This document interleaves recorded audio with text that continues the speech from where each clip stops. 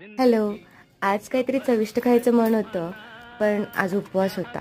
So म्हणाले की chips करूया, पण फार ऑइली होणार. मग म्हणलं की फ्रेंच फ्राईज करूया, बट ते सुद्धा फार ऑइली असतं.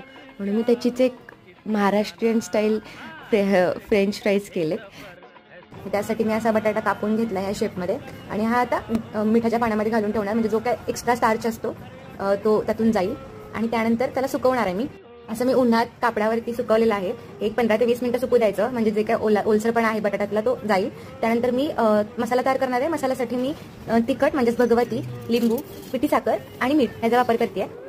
तुम्ही डीप फ्राय पण करू शकता, जेणेकरून तुम्हाला असे क्रंची फ्रँकीज भेटतील. मी आता शालो फ्राय करते आहे, आणि हेच मी डब्याला घेऊन जाणार आहे. सो तुम्ही हा असा मसाला शिंपडून थोडीशी हळद आणि मीठ घालून हे चांगलं भाजून घ्या, जोवर त्याला थोडंसं ब्राउनिश कलर येत नाही तोवर, आणि एन्जॉय करा. आणि प्लीज नेक्स्ट टाइम सांगा की तुम्हाला कोणती रेसिपी हवी आहे.